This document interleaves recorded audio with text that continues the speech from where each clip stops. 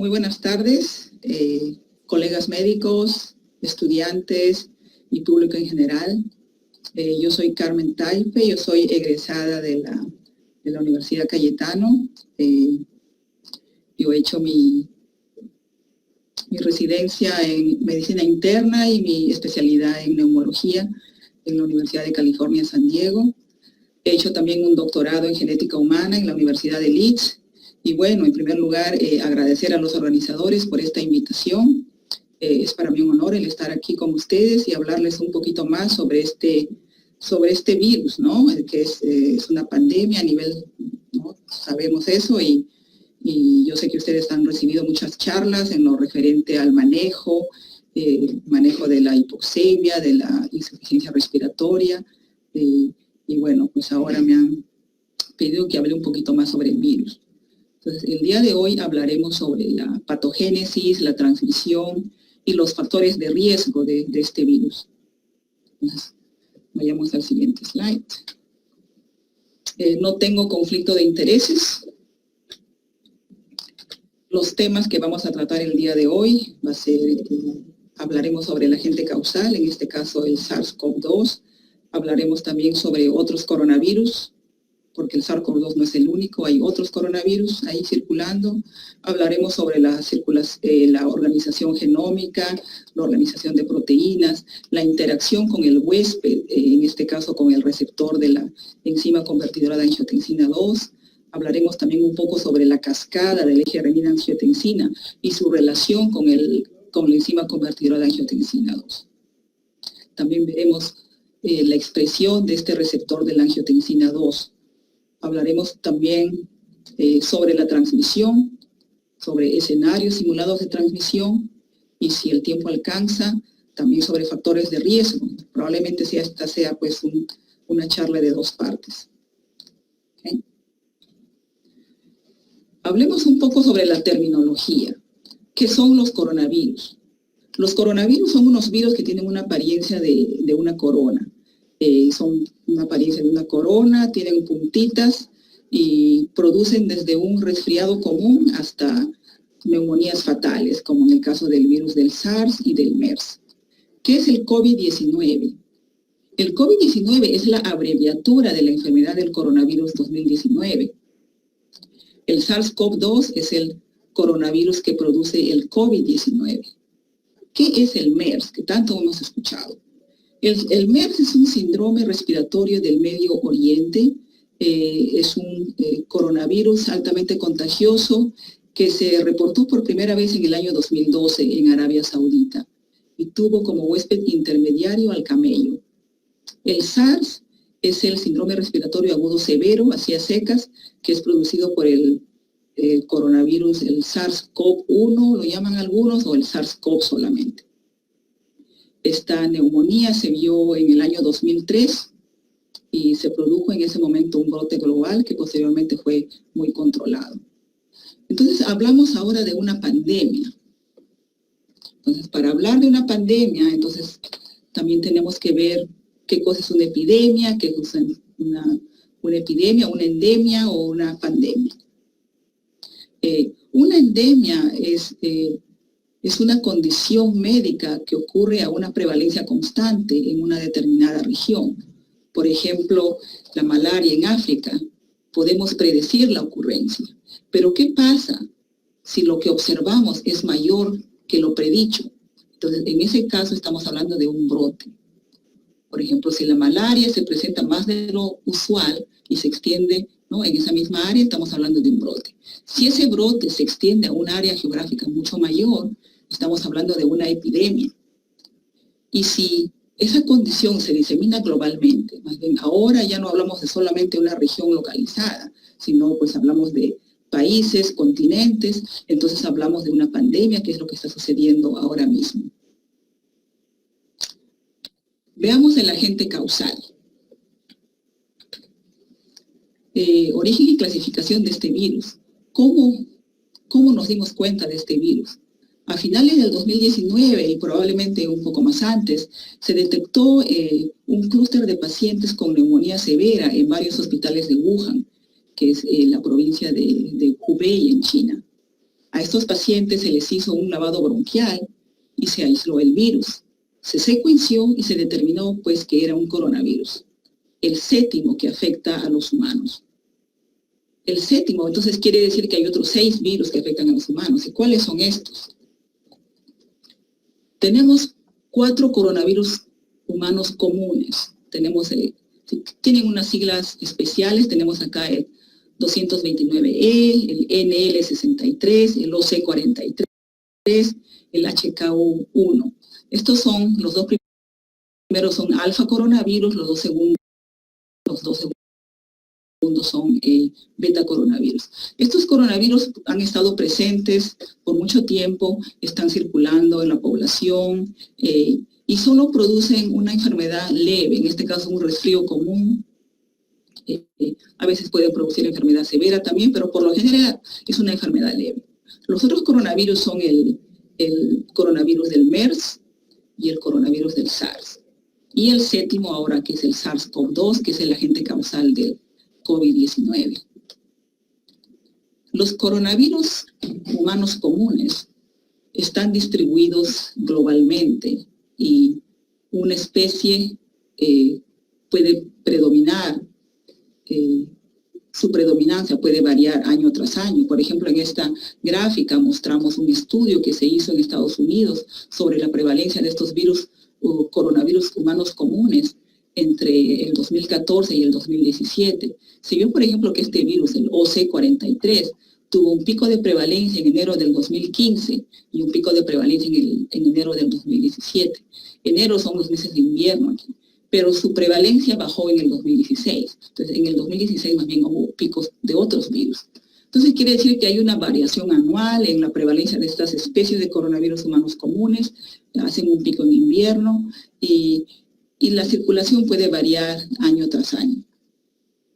Y estos coronavirus afectan a la población desde bebés hasta ancianos y por lo general producen una enfermedad leve, aunque pueden haber casos fatales si es que el paciente tiene comorbilidades severas o inmunosupresión. Entonces, vimos en los slides anteriores cómo se descubrió este nuevo coronavirus.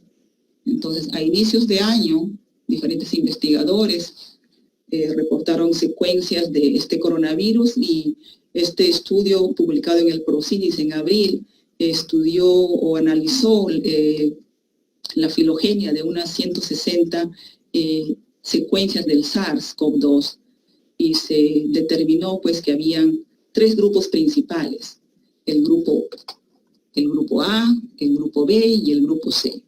Se determinó que el grupo A era el grupo ancestral. ¿Ancestral por qué? Porque está más cerca a la secuencia del coronavirus del murciélago. Este grupo A y el grupo C son grupos que predominan fuera del este de Asia. Está más en Europa o en América. Y en cambio el grupo B está más en China y en el este de Asia. Entonces vemos que estos coronavirus han ido mutando, el SARS-CoV-2 ha ido mutando, ha ido diseminándose globalmente y se han ido estableciendo en algunas regiones. Cuando haces el árbol filogenético del SARS-CoV-2, vemos que hay una alta similaridad de secuencias, más o menos más del 99%, todas estas son SARS-CoV-2. Y la secuencia más cercana es la secuencia del coronavirus del murciélago. Tiene una identidad de secuencia de un 96,2%. Un poquito más abajo está el coronavirus del SARS, que tiene una identidad de secuencia de más o menos 88%. Y mucho más abajo está el coronavirus del MERS. Vemos pues que hay una conexión evolucionaria entre el coronavirus del murciélago y el coronavirus del SARS-CoV-2. ¿Cuál es la estructura del SARS-CoV-2?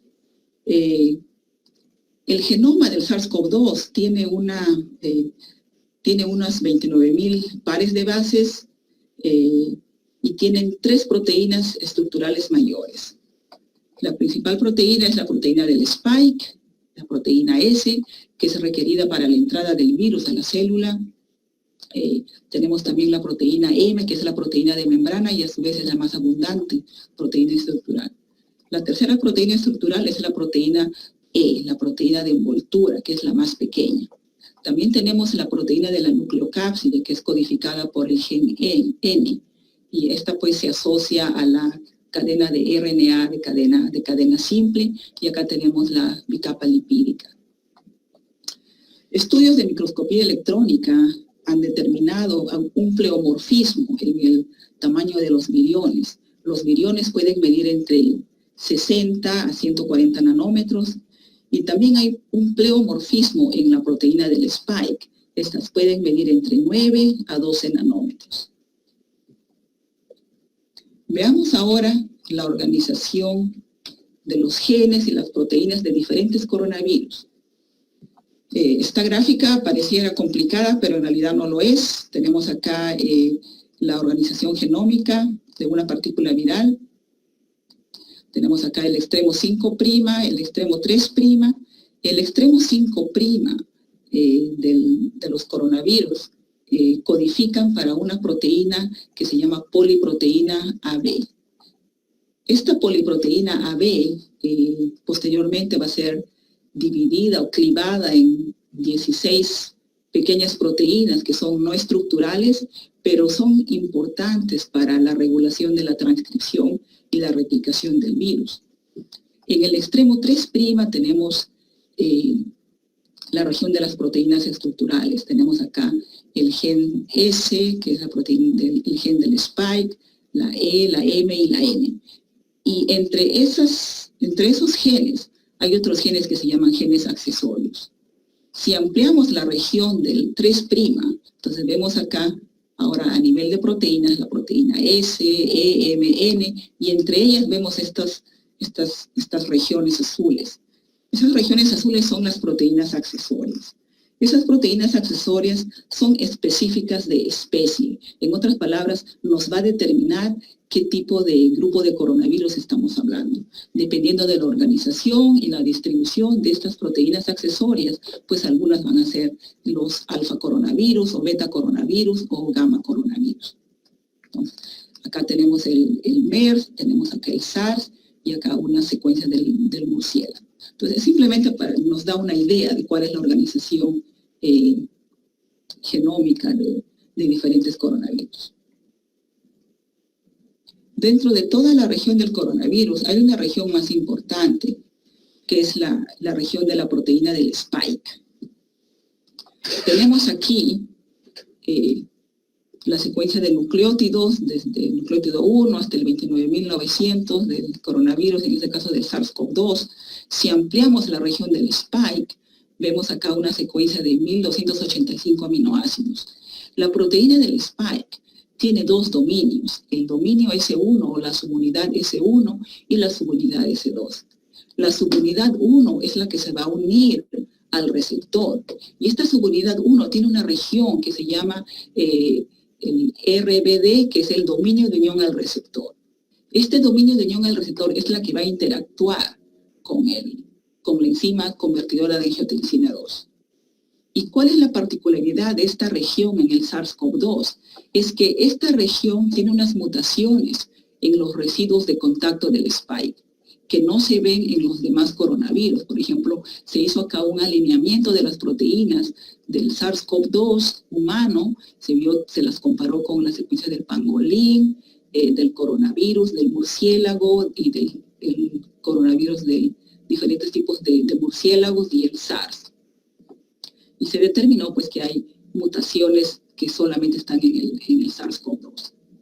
Y también se vio que hay una región en el límite de la subunidad 1 y la subunidad 2, hay una inserción de nucleótidos que va a hacer que esta secuencia tenga sitios agregados para que haya una glicosilación. Y también hay un sitio polibásico de clivaje. En otras palabras, hay unas secuencias insertadas que va a favorecer su unión a proteínas del huésped, en este caso fosfatasas, que van a activar a la proteína del spike y que son únicas al SARS-CoV-2 y no a los otros coronavirus, ¿no? Entonces, Dos de las principales particularidades de esta proteína del spike es que hay mutaciones y hay regiones específicas para la unión a las fosfatasas que las hacen diferentes para que de alguna manera hagan una unión más eficiente al receptor. Entonces tenemos pues acá la partícula viral con su genoma, con su RNA, tenemos aquí el virus con su proteína S y acá tenemos el huésped. Esta es la célula del huésped, esta es su membrana y acá tenemos el receptor del virus, que en este caso es la enzima convertidora de angiotensina 2. Y tenemos también otra proteína de membrana que se llama el TMPRSS2, que es una proteína de transmembrana, es una proteasa. Esta proteasa lo que hace es activar a la proteína del spike. Y al haber una activación va a haber también un clivaje o una activación del receptor de la angiotensina 2 y va a favorecer su unión a la membrana y su posterior entrada a la célula. ¿Qué es lo que pasa en la interfase del virus y de la célula? Tenemos acá una representación de la estructura entre la enzima convertidora de angiotensina 2 y la región de unión al receptor, que es el RBD, o es lo que le llamamos dominio de unión al receptor. En este caso, en el A es el SARS-CoV-2 y en el B estamos comparándolo con el SARS solamente, o el SARS-CoV-1. Lo que hay es que la enzima convertidora de angiotensina pues es la misma en las dos. Lo que cambia es el dominio de unión al receptor. Tenemos acá mutaciones específicas, que ya lo mencioné anteriormente, en esta región, que hacen que se una de una manera más eficiente al receptor de la angiotensina 2. La angiotensina 2, la enzima convertidora de angiotensina 2, tiene unos residuos de aminoácidos. Tenemos acá el K31 y el K353, que son unas lisinas. Estas lisinas forman con otros aminoácidos cercanos unos puentes salinos, que por lo general son inestables. Entonces, cuando se unen al SARS a secas, en realidad esos puentes salinos se pierden. Pero cuando se une al SARS-CoV-2, esos puentes salinos se hacen más fuertes. Entonces, de alguna manera le da estabilidad. Y estos cambios de los residuos en el SARS-CoV-2 va a estabilizar estas dos regiones. Y de esa manera va a producir un cambio estructural. En otras palabras, este cambio bioquímico va a incrementar la afinidad y el reconocimiento al receptor, que en este caso es la enzima convertidora de angiotensina 2, y esa afinidad es entre 10 a 20 veces mayor a la del SARS. ¿Cuál es la importancia de esta enzima convertidora de angiotensina que tanto estamos hablando? Tiene un rol en el eje de la renina-angiotensina-aldosterona. Entonces, a todos nosotros nos han enseñado la vía de la renina-angiotensina. Tenemos el angiotensinógeno, que se convierte en angiotensina 1 a través de la renina, y la angiotensina 1 a angiotensina 2 a través de la enzima convertidora de angiotensina. La angiotensina 2 es un potente vasoconstrictor y se va a unir al receptor de la angiotensina 1 para producir los efectos no deseados, ¿no? Que todos sabemos, que es la vasoconstricción, que es la inflamación, que es el estado de profibrosis.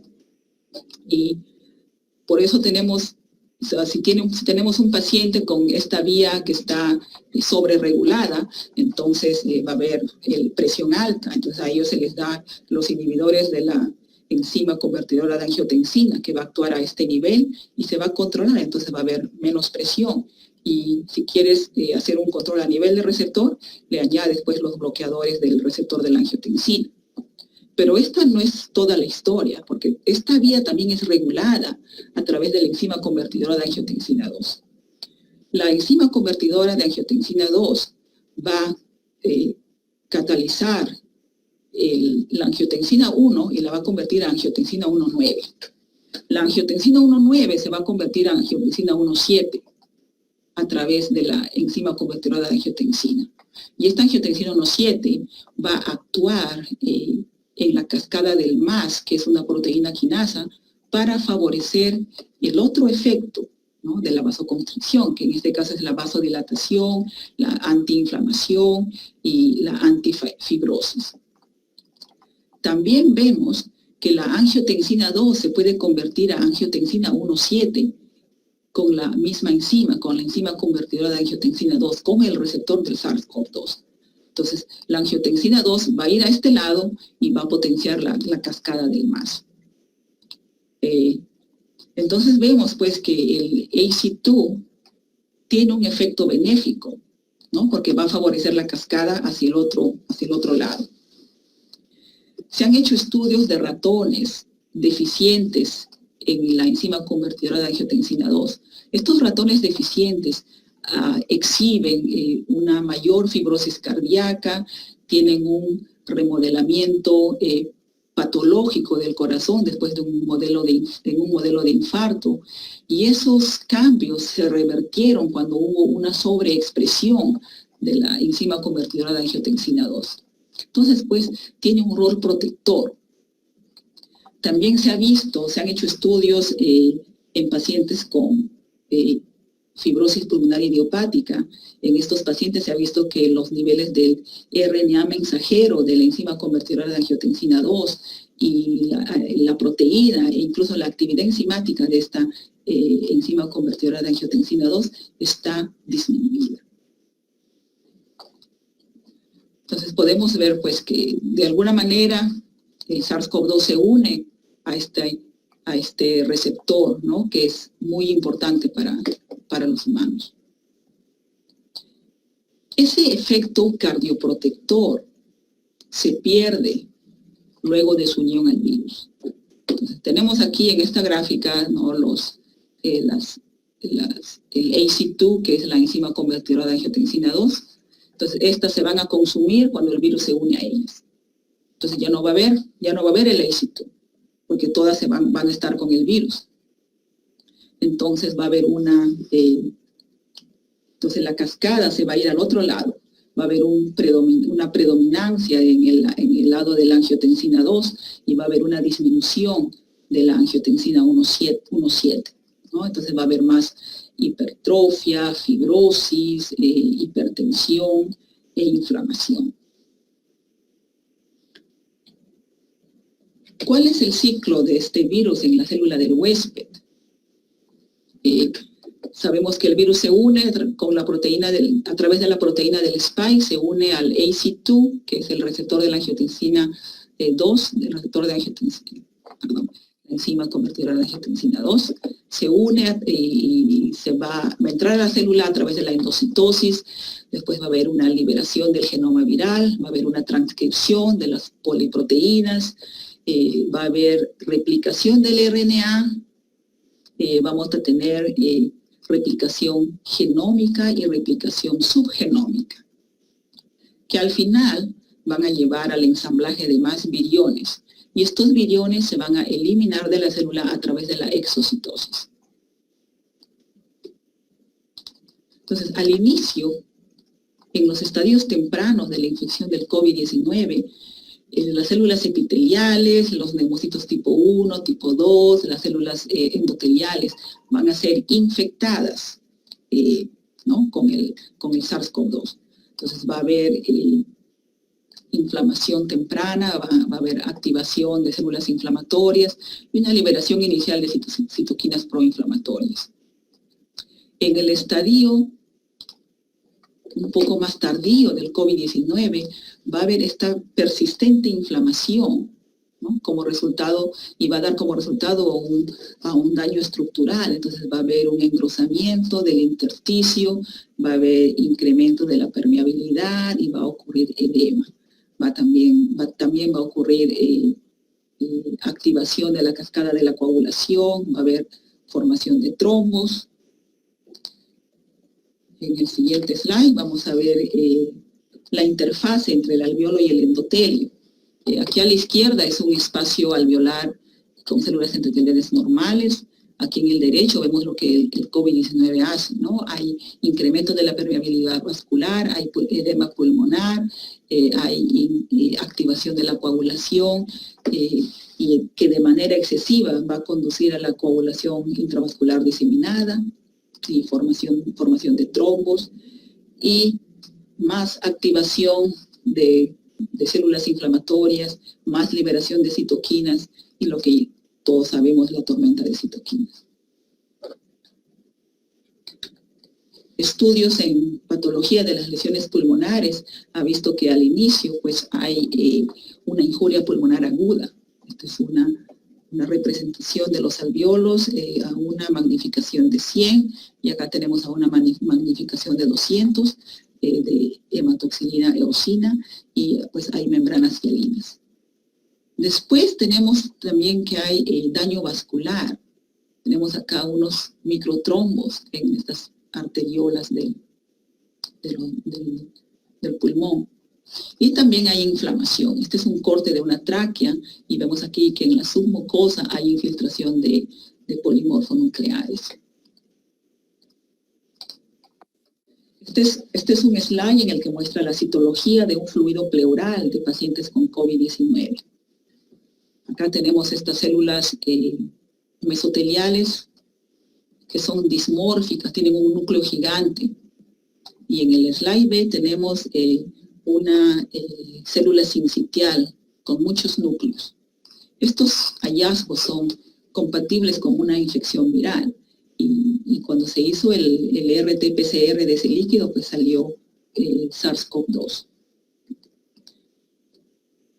¿Dónde se expresan esta proteína de la enzima convertidora de angiotensina 2? ¿No? Sabemos que el SARS-CoV-2 afecta el pulmón, entonces está en el pulmón, pero también se expresa en otros lugares. Este es un estudio en el que se vio la expresión del ACE2 en diferentes tejidos. Se descubrió una alta expresión en el intestino delgado, en el corazón, en la tiroides, una expresión baja en la sangre, en los músculos, y una expresión media en los pulmones, en el colon, en el hígado. Entonces, podemos decir pues que el SARS-CoV-2 puede infectar otros tejidos, además de los pulmones. Este slide nos habla de la expresión del ACE2 o la enzima convertidora de angiotensina 2 en el pulmón humano normal. Para este estudio se hizo secuenciamiento de RNA de célula única y se determinó diferentes clústeres celulares. En este caso estamos mostrando la foto de un clúster celular de un paciente asiático. Tenemos acá 8 grupos celulares. Tenemos acá el neumocito tipo 2, tenemos acá los macrófagos del neumocito tipo 1, ¿no? Entonces, con esta tecnología, pues puedes determinar qué tipos de células tienes en un determinado tejido, pues ellas las cuentan de uno en uno. Y luego se determinó cuál de estas células producen o expresan la enzima convertidora de angiotensina. Y se vio que de todas las células, el 0,64% de todas las células del pulmón expresan el ACE2. O sea, no todas la expresan, es solamente el 0,64%. Y de estas células que expresan, la gran mayoría, más del 80%, fueron el neumocito tipo 2. ¿Ok? Entonces, quiere decir que hay neumocitos tipo 2 que no expresan el ACE2. Se hizo también un estudio de la regulación de genes de la replicación viral y se comparó ese patrón entre neumocitos tipo 2 que expresan el receptor de angiotensina 2, de la enzima convertidora de angiotensina 2, versus neumocitos tipo 2 que no expresan la enzima convertidora de angiotensina 2. Y se vio pues que hubo una sobreregulación en estos ciclos de regulación. Hubo una regulación positiva en procesos virales, más en los que expresaron la enzima convertidora de angiotensina 2. En otras palabras, podemos decir pues que el SARS-CoV-2 ha evolucionado de una manera tan inteligente, ¿no? Que secuestra a estos neumocitos tipo 2 y produce una neumonía tan severa. Hablemos ahora de la transmisión. ¿Cómo se transmite este SARS-CoV-2 del COVID-19? Este slide nos muestra los tres últimos coronavirus que han sido mortales en los humanos: el SARS-CoV, el MERS y el SARS-CoV-2, que es la del COVID-19. El huésped natural se ha determinado que es el murciélago. En el caso del SARS, se determinó que el huésped intermedio es el civet. El civet es un animal, es un mamífero, un carnívoro pequeño que es de África, originario de África. En el caso del MERS, el huésped intermedio es el camello. En el caso del SARS-CoV-2, algunos estudios sugieren que el pangolín puede ser el huésped. El pangolín es un mamífero con escamas que parece un oso hormiguero, pero no es un oso. Tiene escamas y pues comen hormigas, termitas, y están en África y en Asia, y pues es una... pues lo comen a veces en otros países, ¿no? Pero en fin, se ha determinado que la secuencia genética del coronavirus del pangolín está muy relacionada al SARS-CoV-2, y es por eso que se ha postulado que este animalito probablemente sea el huésped intermediario. ¿Cuáles son las potenciales rutas de transmisión del SARS-CoV-2? Entonces sabemos pues que el murciélago es el huésped natural. Entonces, hay una exposición zoonótica. El huésped intermedio puede que sea el pangolín. No sabemos si es que haya una transmisión por alimentos, necesita de todas maneras ser descartada. Tenemos también la transmisión a través de los aerosoles o las gotitas respiratorias. Tenemos la transmisión a través del contacto directo o contacto con superficies contaminadas, ¿no? El virus a veces puede sobrevivir en plástico o en cartón, etc. También tenemos la transmisión de humano a humano. Puede también haber una exposición accidental. Por ejemplo, los trabajadores de salud, cuando trabajan con la ventilación mecánica no invasiva o con las nebulizaciones, también se están exponiendo al coronavirus. No sabemos nada acerca de trasplante de órganos o transmisión a través de la sangre. La transmisión transplacentaria o vertical aún está en estudio. Entonces, estas son todas las potenciales rutas de transmisión. La otra cuestión es acerca del huésped intermedio. He estado revisando últimamente a ver qué tan cierto es esto del pangolín. Y justo hace unos días vi una revisión sobre la evolución del coronavirus del pangolín. Tenemos acá un árbol filogenético de la secuencia total del genoma del coronavirus del murciélago, del pangolín y del SARS-CoV-2. Y vemos acá que el coronavirus del murciélago alinea muy cercanamente con el humano. Y el pangolín, pues, es un grupo diferente. Aquí en la figura B tenemos una relación filogenética entre el SARS-CoV-2, el coronavirus del COVID-19, con el pangolín, el murciélago, pero aquí solamente están mostrando la secuencia total del RBD, que es el dominio de unión al receptor. Si lo hacemos de esa manera, entonces vemos que el SARS-CoV-2 está muy cercano al pangolín. ¿Okay? Entonces, si está muy cercano al pangolín, entonces no sé si esto indicaría que el pangolín sea un huésped intermedio. Veamos acá tres escenarios distintos. Si el pangolín es el huésped intermedio del SARS-CoV-2 y si hacemos un análisis filogenético, ¿no? Acá tenemos el SARS-CoV-2. El SARS-CoV-2 alinearía muy cercano al pangolín. pero no directamente, siempre y cuando el SARS-CoV-2 haya venido directamente del pangolín. Puede ser también que haya muchas infecciones a la misma vez a través del huésped intermedio o un potencial huésped intermedio del pangolín, y tenemos acá pues una representación del potencial árbol filogenético. Tendríamos pues una mezcla entre el humano y el pangolín.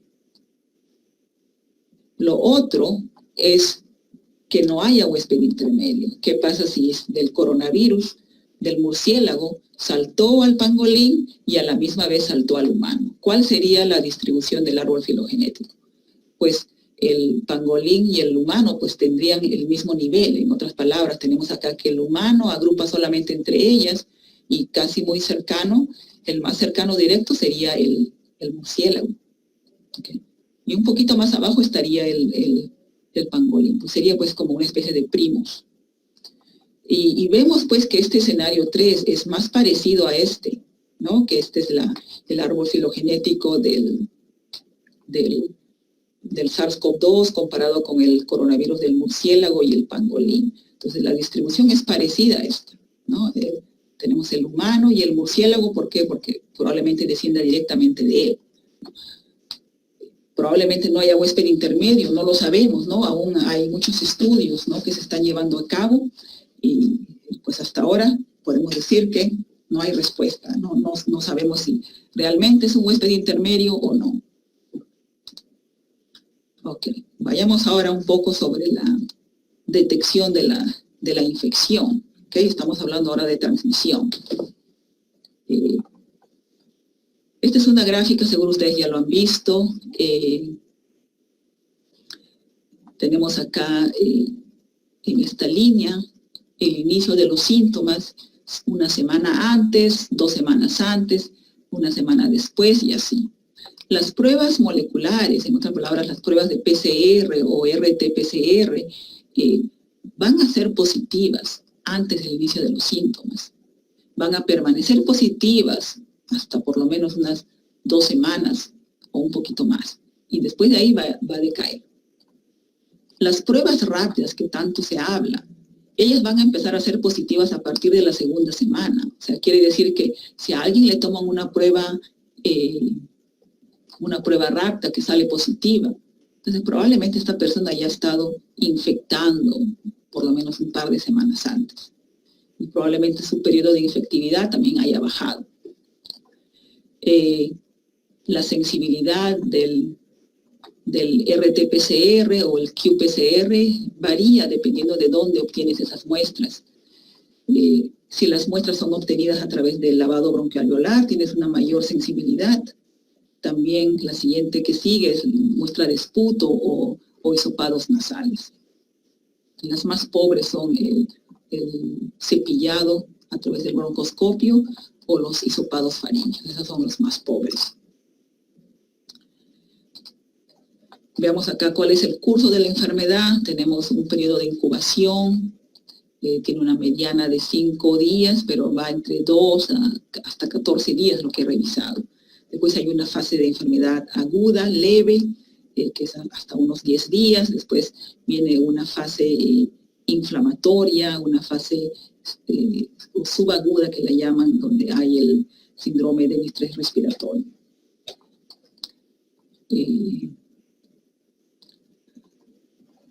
Vayamos ahora a un concepto que se llama intervalo en serie del COVID-19.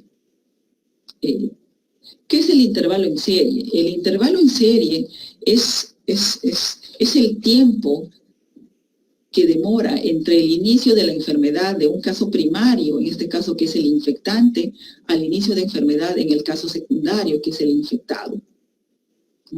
En este estudio se analizó 28 pares de infectantes e infectados, usando un modelo matemático, un modelo logaritmo normal truncado a la derecha, y se determinó que la mediana del intervalo en serie del COVID-19 fue 4. Y 4 es menor que el periodo de incubación, y este concepto es interesante, ¿Por qué? Porque si tu intervalo en serie es menor que el tiempo de incubación, eso significa que la transmisión del virus va a ocurrir en el estado presintomático, antes que el paciente manifieste los síntomas. Esto es lo mismo. Esta diapositiva es tomado de un artículo publicado en el Nature en mayo. Este es un artículo que lo compartió uno de mis colegas, Miguel Villanueva. En este estudio se hace un reporte de unos patrones de transmisión en 94 pacientes que tuvieron la confirmación del COVID-19 y se las modeló con un patrón de infectividad en otra muestra que tenía 77 pares de infectantes e infectados. Se observó que hubo una mayor carga viral en los hisopados faríngeos al inicio de los síntomas, al tiempo del inicio de los síntomas. Se vio que el viral shedding, en otras palabras, cuando el virus se disemina más, el tiempo en el que el virus se disemina más ocurre 2 o 3 días antes de la aparición de los síntomas. Y después de la aparición de los síntomas, la carga viral baja. Y el pico de mayor infectividad o mayor transmisibilidad fue en el momento del inicio de los síntomas o un poco antes. Y con este modelo se determinó que los casos secundarios que fueron infectados durante este estadio presintomático fueron 44%. Este mismo artículo nos muestra el intervalo en serie de otras enfermedades virales. En el caso del SARS, el pico ocurre 10 días después de los síntomas. Entonces, el pico de infección es cuando el paciente pues está muy, muy mal, y es cuando 10 días después de los síntomas. Entonces, va a haber un mejor control de ese brote. En el caso de la influenza, hay un pico un día después del inicio de los síntomas. Entonces, si ese paciente con influenza se aísla, entonces va a haber un corte dramático de la transmisión. Y en el caso del SARS-CoV-2, después el pico ocurre 17 horas antes del inicio de los síntomas. Acá tenemos la dinámica de esa transmisión, la carga viral. La carga viral va a disminuir después del inicio de los síntomas.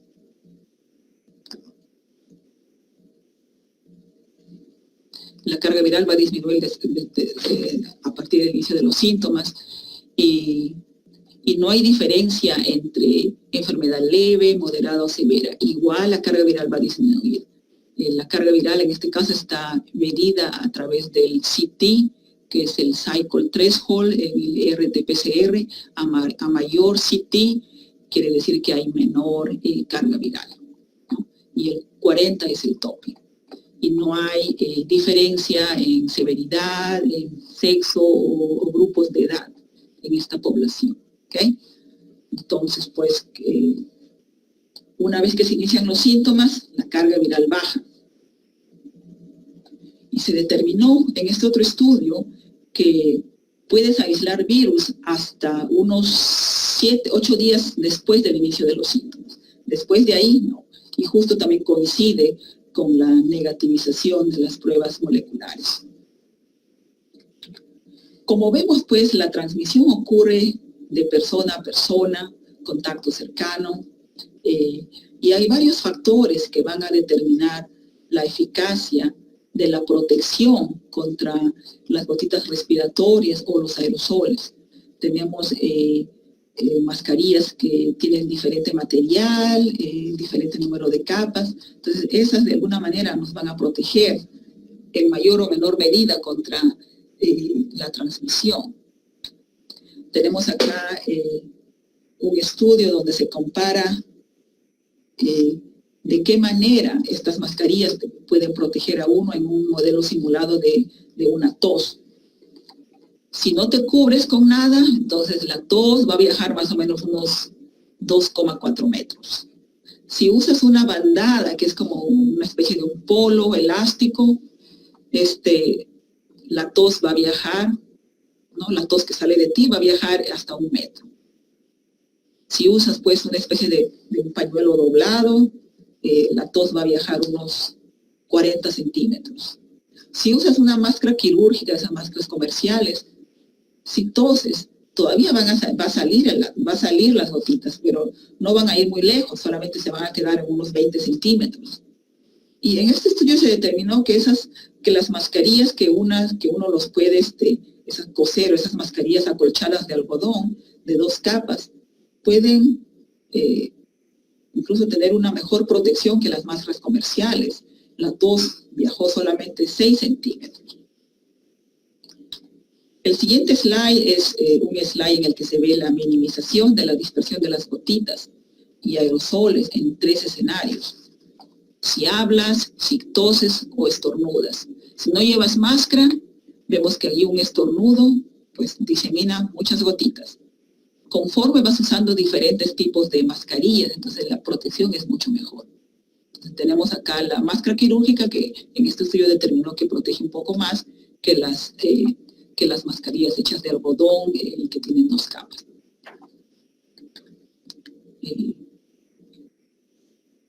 Voy a preguntar a Cristian. Cristian, ¿cómo estamos de tiempo?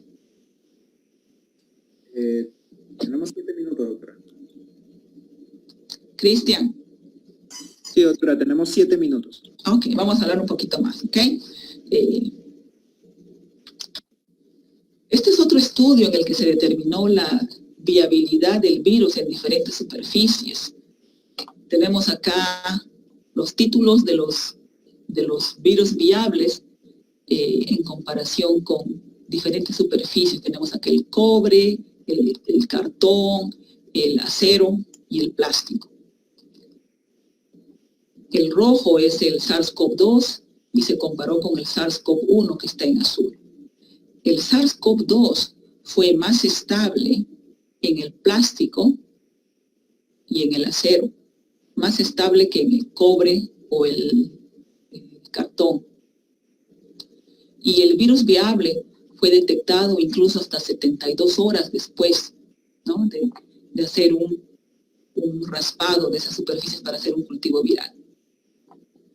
Creo que esta es la parte más importante. Y vemos también acá el tiempo de vida media del virus.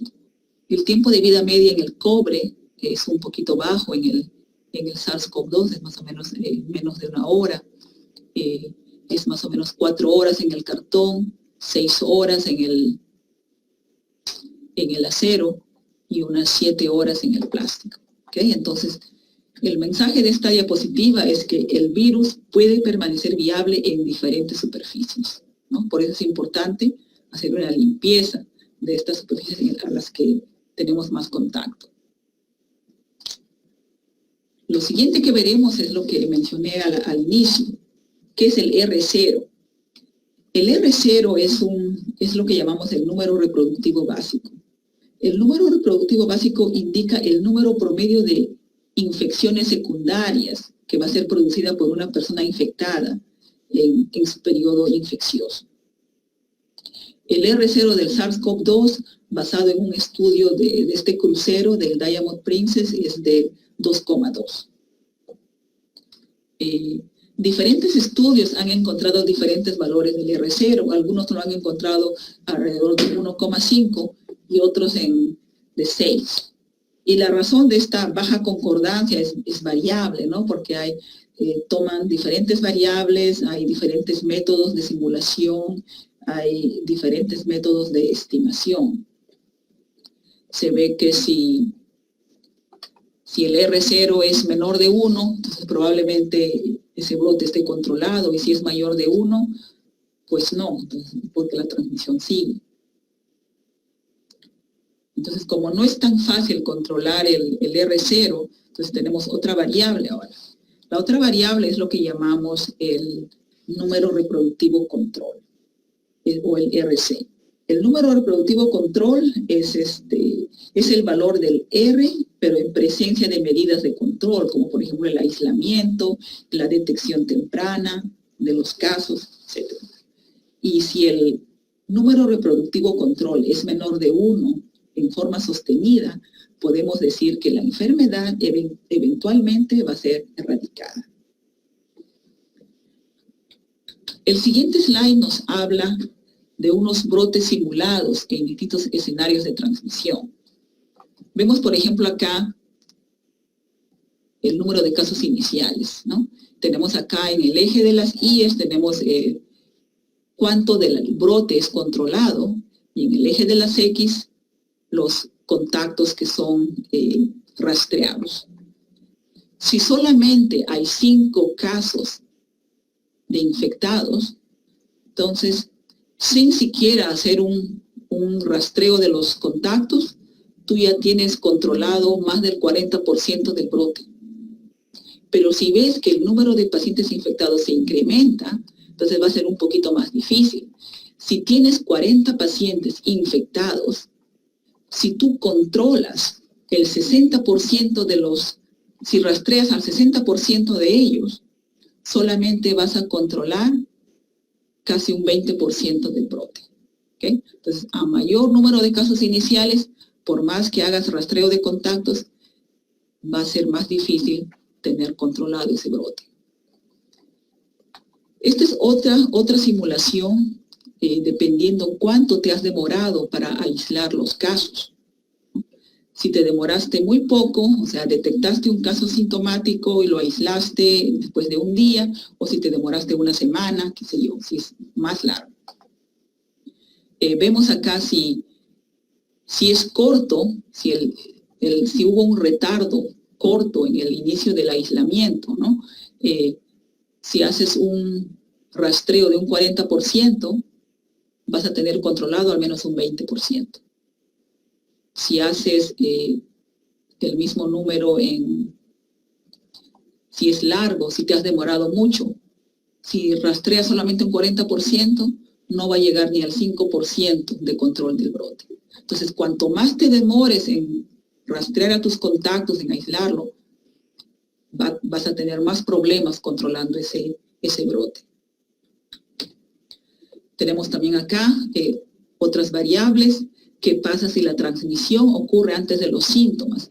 ¿Qué es lo que sucede en el caso del coronavirus 19?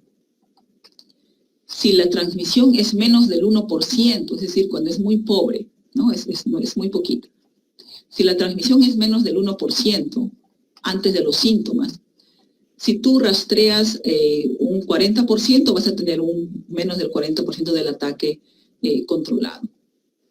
Veamos acá al 80%. Si tienes una transmisión menos del 1% antes del inicio de los síntomas, si rastreas a un 80%, vas a tener controlado el brote casi total. Si la transmisión antes de los síntomas es 30%, por más que hagas un rastreo y aislamiento de un 80%, desafortunadamente no vas a llegar ni al 30% del control del brote. Y en el COVID-19 se ha visto que esta transmisión antes de los síntomas probablemente sea 40%, como el estudio anterior que lo determinó, ¿no? Entonces, esta es una situación muy seria. Veamos ahora qué pasa si hay infecciones subclínicas. Infección subclínica quiere decir que este paciente pues no tiene síntomas, ¿no? O no ha desarrollado síntomas en ese momento. ¿Qué pasa si es 0 o es 10%? Si hay 0% de infecciones subclínicas, si tú controlas un 80% de los contactos y los rastreas, entonces vas a tener un control del brote en un 90%, si es que no hay infección subclínica. Si solo tienes un 10% de infección subclínica y controlas un 80% de tus contactos, o sea, los rastreas, el control del brote va a ser menos del 40%. Y la infección subclínica en el COVID-19 pues no es 10%, es mucho más. Entonces, probablemente, si lo interponemos en este modelo, pues va a estar más o menos por acá. Entonces, por más que hagas un control un rastreo de los contactos de un 100%, pues vas a estar muy pobre, vas a tener unos números muy bajos para el control de del brote.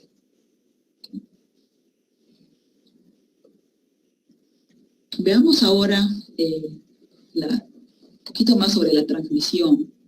¿Cuántos de los expuestos se infectan? ¿Cuánto tiempo una persona infectada y asintomática puede contagiar? Se ha visto que pueden contagiar hasta 2 semanas.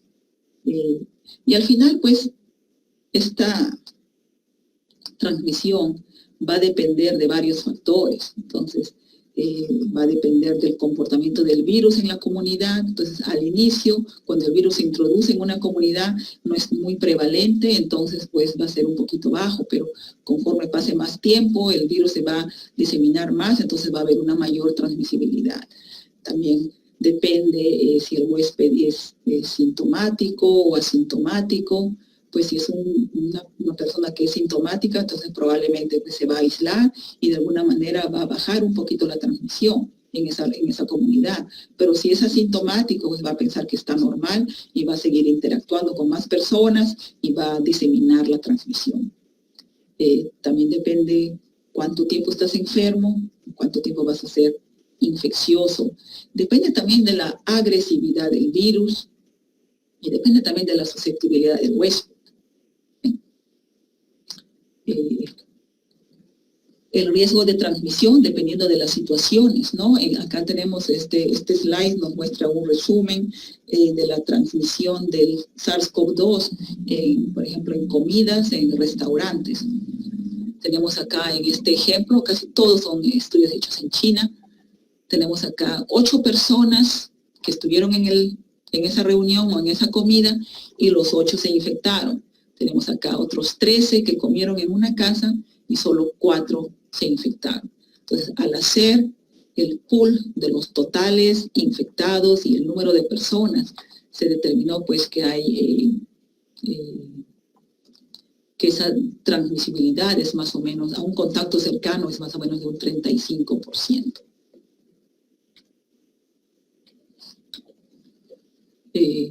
Se hizo este estudio en el Princess Diamond, es un crucero en donde pues hubo una transmisión a tiempo real, ¿no? Han salido muchas publicaciones sobre cómo una persona infectó a muchos de ellos y cómo iban apareciendo los síntomas y cómo cambiaron las tomografías en pacientes con síntomas o sin síntomas. Inicialmente en febrero se reportó que había un brote de 10 personas infectadas. Para el 19 de febrero ya habían 619 de los 3.700 que dieron positivo al PCR. O sea, pues tuvo una transmisión en ese grupo cerrado de casi un 17%. Pero ese número va a variar dependiendo qué tipo de población es. En este caso, una población relativamente mayor, ¿no? Pero ha sido un espacio cerrado. 17% pues no es pequeño. Lo cual significa que no todos los que se exponen van a desarrollar la infección. Va a haber un porcentaje de personas que no van a desarrollar la infección.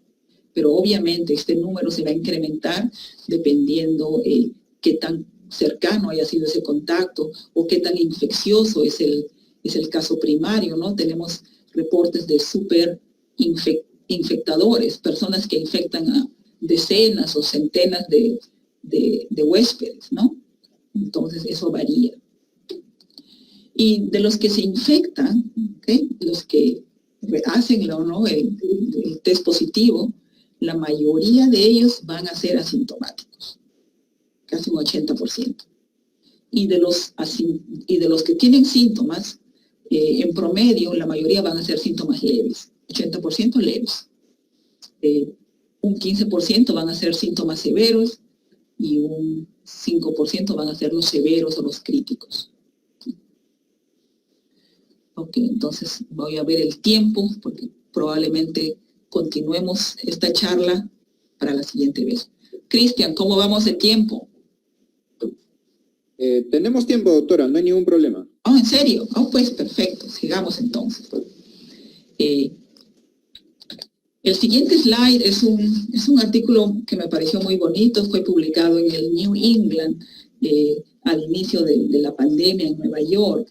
Se hizo un estudio de 215 mujeres embarazadas y se determinó pues quiénes de ellas tenían síntomas virales y quiénes no. Se determinó que 4 de las 215 tenían fiebre, síntomas virales. A ellas se les hizo la prueba del COVID y salió positivo. Esto de acá es más o menos el 1,9% de 4. Los restantes, que fueron 211, tuvieron no síntomas. A estas personas, bueno, una se perdió, pero a los 210 de ellas se les hizo un hisopado nasofaríngeo.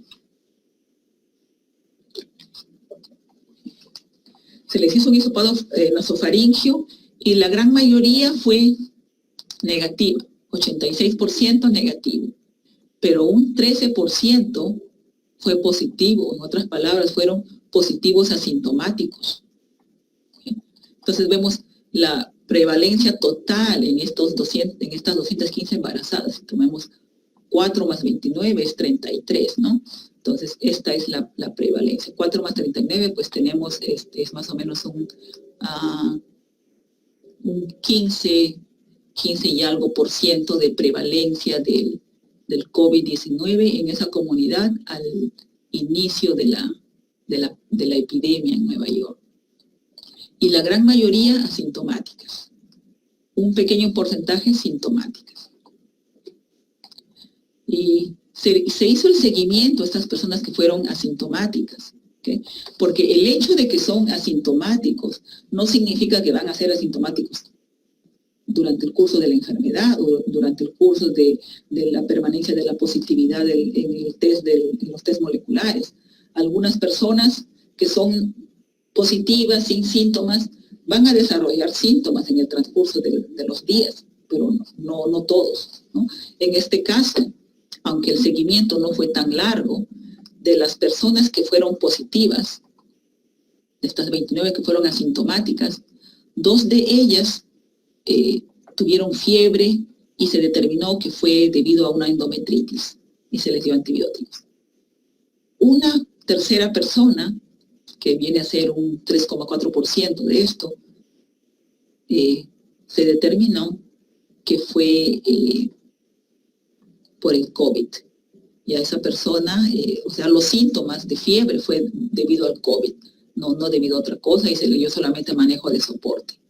Entonces, pues, si tienes una prueba positiva y eres asintomático, el hecho que desarrolles fiebre, pues, no significa que es necesaria el virus, ¿no? En este caso, pues, fue una población de mujeres embarazadas que han dado a luz y se determinó que la fiebre fue debido a la endometritis. ¿Ok? Entonces, el mensaje, la mayoría asintomáticos. Un pequeño porcentaje sintomáticos. Y de los asintomáticos, algunos de ellos van a convertirse en sintomáticos. En esta pequeña población fue un 3,4%. Esta slide nos muestra la prevalencia de la infección asintomática. La prevalencia varía, dependiendo de los estudios, varía desde un 40% a un 80%. Acá un estudio pequeño que se hizo en un nursing home en Washington, se determinó que era el 6,3%. Pero como vemos, la mayoría es 40%, 60%, 80%. O sea, hay una prevalencia muy alta de infección asintomática. Y revisando pues muchos estudios, se ha visto que las personas asintomáticas más o menos son alrededor de un 40-45%. Y ser asintomático no significa que no tengas nada dentro, ¿no? Puede ser que no muestres una tos o una fiebre o un síntoma viral, Pero si te hacen unas imágenes, entonces ahí hay anormalidades, ¿no? En este caso, esto es una tomografía del tórax de 2 pacientes asintomáticos. Vemos acá que en el pulmón izquierdo hay unas opacidades de vidrio esmerilado. Acá también en el derecho, en la base del pulmón derecho, también hay una pequeña región de vidrio esmerilado. Esta tomografía fue de una mujer de 45 años y esta otra fue de otra mujer de unos 50 años. Entonces vemos que la prevalencia de infección asintomática varía. Y una pequeña proporción de esos asintomáticos va a desarrollar síntomas. ¿Cuántos? En el estudio de las embarazadas fue un 3%, pero en realidad varía entre 0 a 10%. Pero en realidad no es mucho, o sea, la mayoría de los asintomáticos probablemente permanezcan asintomáticos, ¿no? Y lo otro que hay que ver es que la ausencia de síntomas no significa ausencia de daño. Ha habido una revisión también en casos de coronavirus 19 en las prisiones. Este estudio determinó que de todos los infectados, el 96% eran asintomáticos. Obviamente no sabemos cuántos de estos van a convertirse en sintomáticos, pero probablemente el número no sea muy grande. Entonces, ¿y por qué es esto? ¿Por qué tenemos un gran porcentaje de asintomáticos y solamente una pequeña proporción de esos que se convierten en sintomáticos? O sea, ¿por qué? La respuesta, pues no lo sabemos. Quizá haya una inmunidad cruzada con los coronavirus comunes. Se vio que para mediados de febrero del 2020 hubo un pequeño pico de coronavirus comunes, en este caso el coronavirus, el OC43 y el HK1. Esos coronavirus comunes del resfriado común estuvieron circulando, ¿no? en Nueva York en ese entonces. Puede que sea eso, puede que sea no, pero realmente no sabemos la respuesta. Entonces, pues, hay una transmisión silenciosa del COVID-19. Se ha reportado un 30%, 40%. Este es un estudio que se publicó en el Proceedings en julio. En este estudio, basado en dos publicaciones previas en los que se determinó una prevalencia de infección asintomática de un 18% y un 30%, ¿no? Entonces, para esos dos valores, este estudio cuantificó el riesgo de ataques atribuibles a la transmisión durante el estadio presintomático, el estadio sintomático o asintomático, ¿no? Para determinar la transmisión silenciosa. La transmisión silenciosa es la transmisión del COVID-19 dadas ya sea por los asintomáticos puros, ¿no? Los que nunca van a desarrollar síntomas, o los presintomáticos, que son asintomáticos al inicio, pero que se convierten en sintomáticos después. Tenemos acá dos condiciones, ¿no? Si la transmisión de asintomáticos en asintomáticos es un 17,9% versus la transmisión de asintomáticos en un 30,8%. Aquí en la columna de las IES tenemos la prevalencia, ¿no? de la infección, y en el otro tenemos los días en los que se está llevando a cabo el control. En línea amarilla tenemos qué sucede si es que no hay aislamiento. En la línea roja tenemos cuando solamente aíslas los casos severos sintomáticos, y en la línea azul cuando aíslas a todos los severos y los casos leves. ¿Qué pasa con la prevalencia de infecciones en esta población? Aquí en la línea verde tenemos los sintomáticos severos, los sintomáticos leves, los asintomáticos y los presintomáticos. ¿Okay? Vemos pues que las tasas de ataque, en otras palabras, la variación en la tasa de incidencia, cuando la proporción de asintomáticos es 17% o 30,8%. más vemos acá?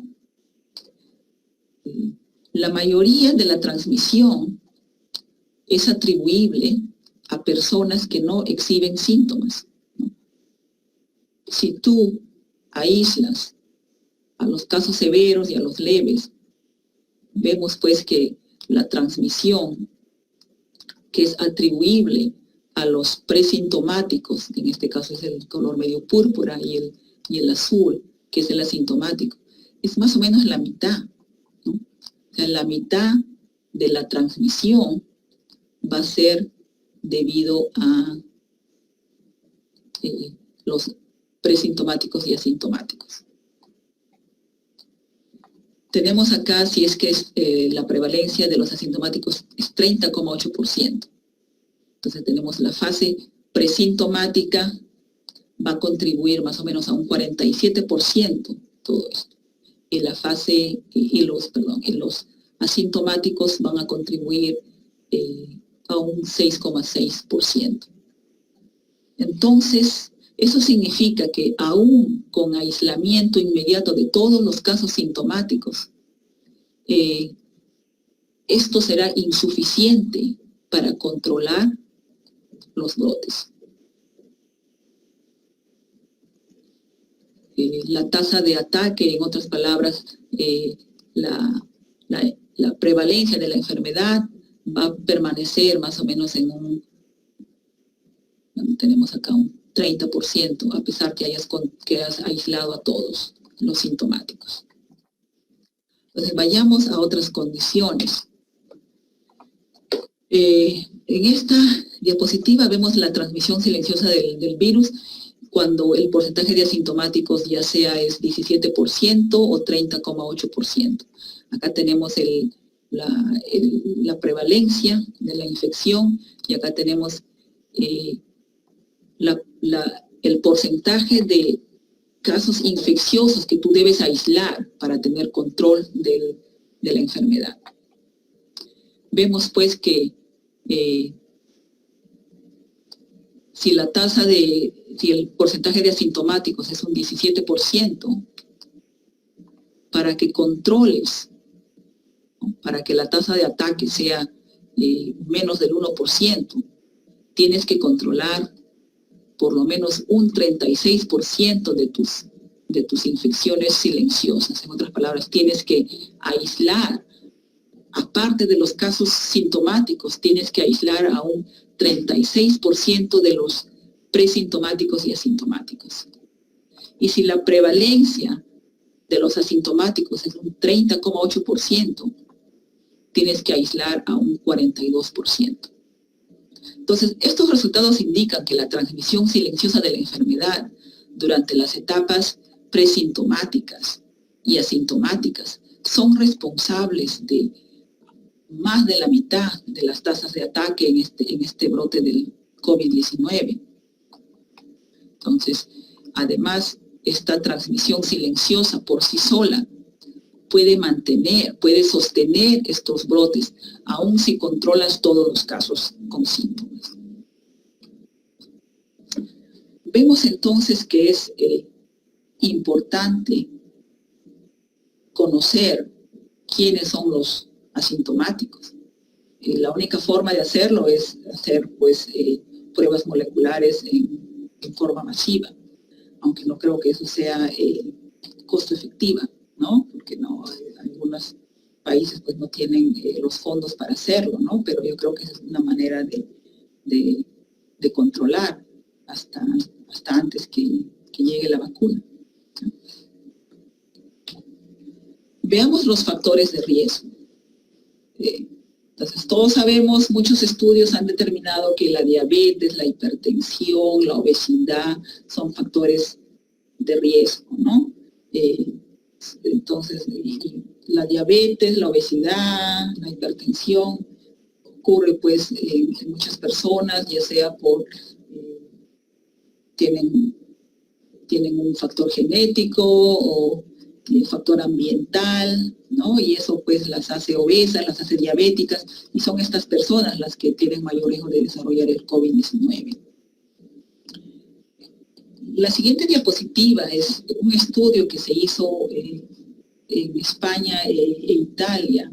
Se hizo un estudio de asociación del genoma amplio. Se estudió a ¿cuántas personas? Tenemos acá 835 pacientes y 1.255 controles de Italia y 775 pacientes y 950 controles de España, ¿no? Y se encontró 2 regiones en el genoma que estuvieron asociados al síndrome respiratorio agudo severo. Se determinó que hubo 2 locus o loci relacionadas a la insuficiencia respiratoria. Un locus estuvo localizado en el cromosoma 3 y el otro en el 9, ¿no? Y el que estaba localizado en el cromosoma 3 es un locus que tiene que ver con en esa región hay varios genes que tienen un rol potencial en las cascadas de invasión viral, etc. Y el otro fue el grupo sanguíneo ABO. Tenemos acá la mutación en esos grupos, ¿no? Tenemos acá lo que llamamos una mutación de nucleótido, este es el nombre, en el cromosoma 3 y el otro en el cromosoma 9. Entonces, en el cromosoma 3 se vio este locus, se vio que hubo un alelo, el alelo GA, era más prevalente en personas con insuficiencia respiratoria, mientras que en el locus 9 sea un cambio de un nucleótido de la adenina a la citosina. Los que tuvieron el alelo A estuvieron un poquito más sobrerepresentados en el grupo de la insuficiencia respiratoria. O sea, no es que tener esta mutación, si tienes la mutación, significa que vas a tener insuficiencia respiratoria. No, eso no significa eso. Los hallazgos básicamente dicen que hay una asociación, y asociación no es causalidad. Ya, pues este es el único estudio que he visto, ¿no? A nivel genético grande. Tenemos aquí un estudio que se hizo en Wuhan, en China, en el que se evaluó los factores de riesgo de severidad. Se evaluó entre enero y febrero, se vieron 548 pacientes, fue un estudio retrospectivo. Y se vio pues que la enfermedad pulmonar obstructiva crónica, el EPOC, la diabetes, la hipertensión y la enfermedad coronaria fueron factores de riesgo para enfermedad severa por COVID.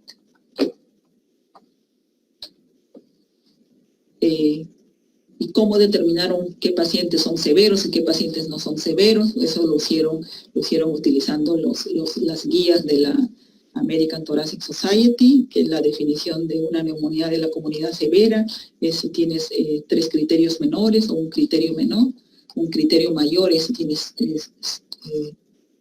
shock séptico o que requieren vasopresores, o tienes falla respiratoria que requiere ventilación mecánica. Y los criterios menores son estos, ¿no? Entonces, ellos definieron a sus casos severos, ¿no? con estas guías, y los casos severos tuvieron esos factores.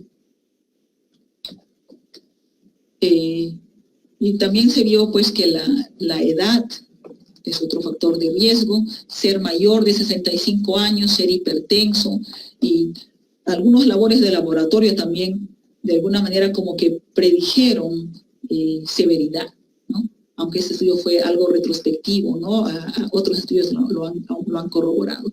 El tener un elevado LDH o un elevado dímero D también está asociado a mal pronóstico. Este es otro estudio también en China en el que se determinó los factores de riesgo asociados a fatalidad en pacientes hospitalizados. Esta es una cohorte retrospectiva y se hizo un análisis multivariado. Tuvieron 1.590 pacientes y 50 muertos. que se reportaron hasta finales de enero de este año. Estas son las características clínicas de estos pacientes, ¿no? De los 50 fallecidos, la gran mayoría hipertensión, después diabetes, enfermedad coronaria, accidente cerebrovascular, EPOC. Otras pequeñas, la enfermedad renal o cáncer. En esta tabla vemos el tratamiento que recibieron estos pacientes. Es simplemente una tabla descriptiva. ¿Okay? En ese momento pues les dieron antibióticos, le dieron unos antivirales, le dieron ventilación invasiva, no invasiva, esteroides, etc.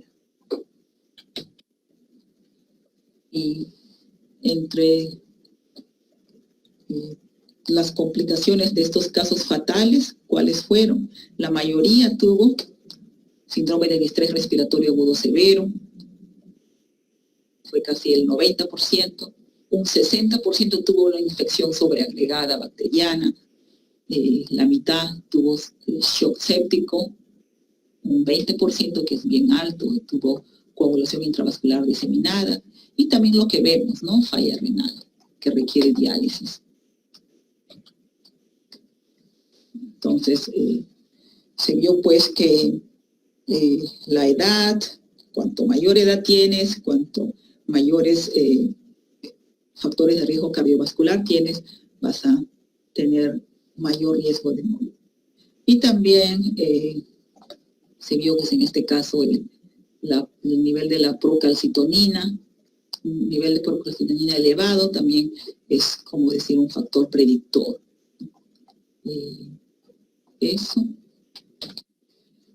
Acá tenemos otro estudio en el que se ve qué factores están asociados a mortalidad. Este es un estudio multicéntrico, retrospectivo, en los que se vio los pacientes que se fueron de alta o los pacientes que murieron en el hospital. Esto también fue en Wuhan, en China. Tenemos 54 pacientes que fallecieron y 137 que sobrevivieron. Y se vio pues que la edad es un factor de riesgo para mortalidad. Cuanto mayor eres, más riesgo de morir. Entonces, tenemos también el nivel de D-dimer, en este caso, era si es que era elevado, si era mayor de 1, o los otros criterios de enfermedad severa, el SOFA. Tenemos también, este es otro estudio, es el mismo, en Wuhan, los factores asociados fueron tener una edad mayor de 65 años, tener riesgos cardiovasculares o accidentes cerebrovasculares, una troponina elevada y también tener los linfocitos bajos. Este es otro estudio que se hizo en Nueva York, es una cohorte prospectiva, observacional, en 2 hospitales afiliados al Presbyterian. Se evaluó los factores asociados a mortalidad dentro del hospital entre marzo y abril.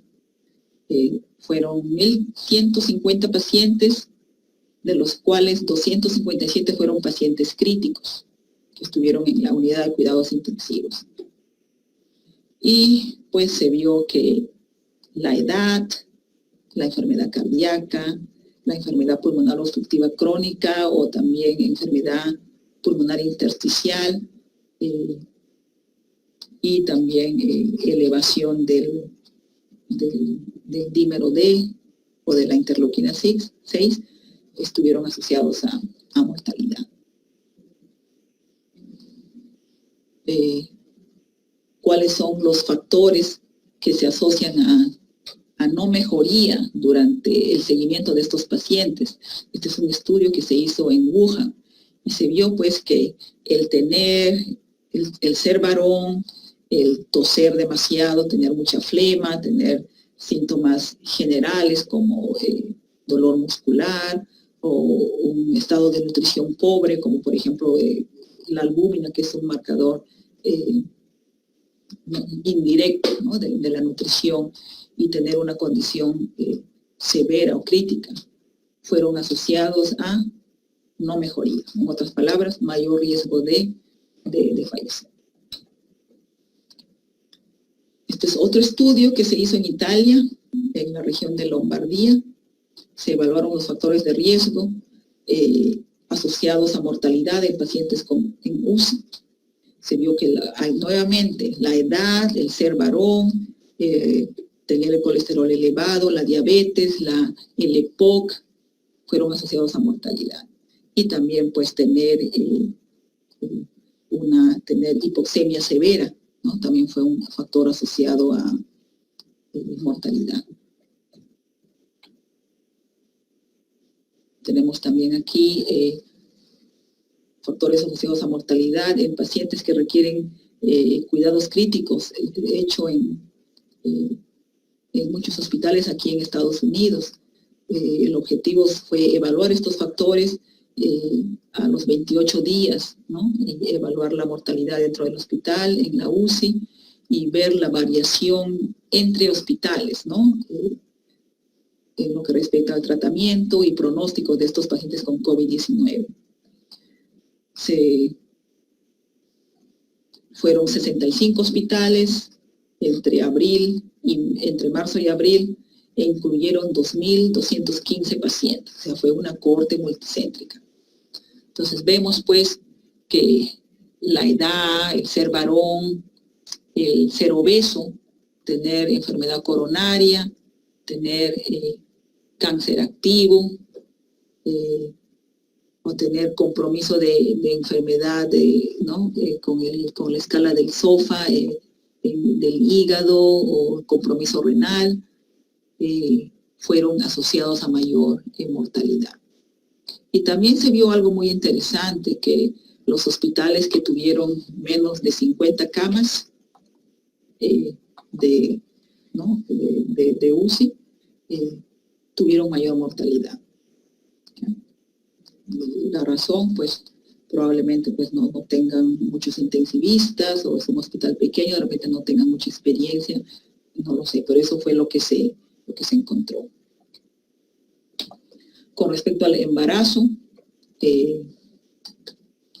pacientes embarazadas que desarrollan COVID también tienen los factores de riesgo mencionados. Obviamente son mujeres, pero tienen obesidad, tienen diabetes. El tener obesidad se asocia a severidad de enfermedad. Y estas gestantes tienen mayor frecuencia de parto pretérmino, tienen mayor frecuencia de preeclampsia y también, ¿no?, un incremento de la muerte perinatal y también más riesgo de tener al bebé por cesárea. Con respecto a la obesidad también es un factor de riesgo. Tenemos acá esta tabla, esta gráfica es un estudio que se hizo entre el 17 de enero y el 11 de febrero en 3 hospitales de China. Hubieron 75 obesos y pues tuvieron unos controles no obesos. Se vio que los pacientes obesos tuvieron un COVID severo, tuvieron mayor severidad de enfermedad. El rojo, sí, severo. Cuanto más es el índice de masa corporal, mayor severidad. Entonces, y hay un efecto claro, es un efecto de dosis, ¿no? Más obesidad, mayor enfermedad severa. Esto también. Entonces, no es solamente el ser obeso, sino también cuando lo combinas con la edad. En este caso, vemos acá un análisis retrospectivo del índice de masa corporal estratificado por edad en pacientes que se presentaron en un hospital de Nueva York. Tenemos acá pacientes mayores de 60 años que tienen un índice de masa corporal de más de 35 comparados con los de menos. Entonces no hubo mayor diferencia en estos grupos, pero en el caso de los jóvenes, el tener un índice de masa corporal incrementó el riesgo de admisión al hospital en forma mayor. El fumar también es un factor de riesgo. Hay varios metaanálisis publicados, unos cuantos metaanálisis publicados en los que se determina pues que el cigarrillo es otro factor de riesgo para COVID-19. Los fumadores activos tienen una probabilidad de 1,4 veces más de tener complicaciones severas en comparación con los que no fuman, ¿no? Muchos estudios han sido hechos en China, ¿no? Entonces tienen algunos sesgos en la publicación, algunos no tuvieron la información completa, pero este es un metaanálisis que se hizo de 15 estudios, ¿no? De 61 que se eligieron inicialmente. Entonces, en resumen, factores de riesgo: diabetes, hipertensión, enfermedad coronaria, enfermedad pulmonar crónica, fumar, obesidad, ¿no? Yo creo que esa es la última. Muchas gracias por estar aquí casi 1 hora y media. Entonces vayamos a las preguntas.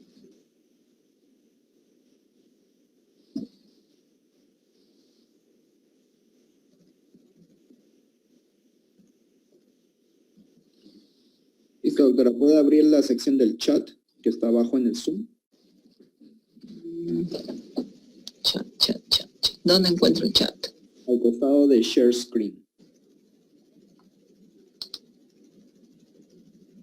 Ahí está. Ya, ahí le voy a ir pasando las preguntas. Un ratito, déjame acomodar mi computadora.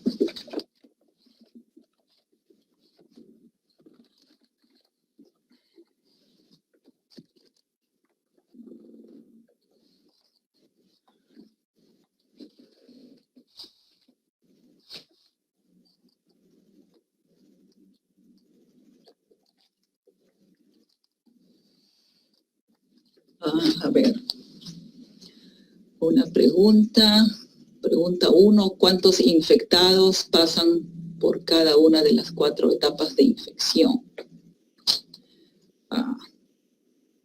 No entiendo bien esa pregunta. Entonces, ¿te referirás a estadios clínicos o síntomas? No lo sé. Solo te puedo decir que la gran mayoría son asintomáticos. Y de los que hacen síntomas, un 80% son leves, un 15% son moderados y un 5% son críticos que van a requerir admisión a la UCI. Segunda pregunta, ¿se ha visto alguna correlación entre la carga viral y edad del paciente? No tengo conocimiento, para serles sincera. No he visto mucho en casos de niños, pero yo sé que los niños también transmiten el virus, ¿no? De una forma tan eficiente como los adultos, pero correlación exacta con la edad del paciente no la he estudiado, no la he revisado. Probablemente hay algún grado de relación, pero no te puedo decir. ¿Cuánto tiempo se quedan suspendidas las partículas del virus en el aire? El aire acondicionado implica un riesgo o el virus queda atrapado en el filtro. Entonces depende, ¿no? Entonces el virus puede permanecer quizá algunas horas en el aire. Se ha visto en estos estudios de transmisión en restaurantes en los que tuvieron un aire acondicionado, el virus se transmitió incluso a más individuos. Entonces no es solamente el hecho de que estés sentado frente a un paciente que infecte. Tú puedes estar en una mesa que está súper lejana del infectante, pero si hay aire acondicionado en un circuito cerrado, entonces probablemente estén diseminando el virus en todo. El virus se queda atrapado en el filtro. Bueno, depende qué tipo de filtro estés usando, ¿no? Pero yo creo que la mayoría de los aire acondicionados no tienen este equipamiento, ¿no? De un filtro especial. Entonces probablemente van a diseminar el virus, ¿no? Quisiera saber su opinión sobre el efecto que producen algunos enjuagues bucales en la primera etapa sobre los receptores de la enzima convertidora de angiotensina 2 que dicen encontrarse en la lengua. La verdad, no lo sé, pero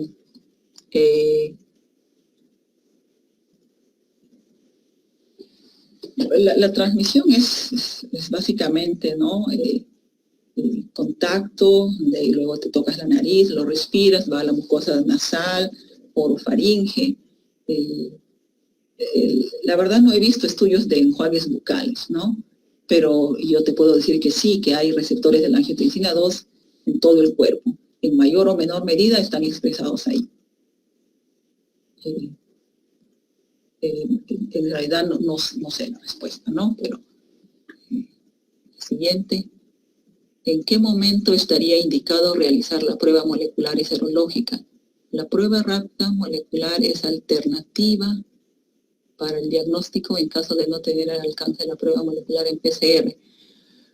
Ok, entonces, ¿en qué momento está indicada la prueba molecular? Bueno, desde el inicio, ¿no? O sea, si ves a una persona que no tiene síntomas y ves que la comunidad tiene una alta incidencia, prevalencia de COVID-19, entonces, y esta persona de repente es una persona que es un profesor, o es de repente un trabajador de salud, o es una persona que va a estar en contacto con muchas personas, entonces se le puede hacer la prueba molecular, ¿no?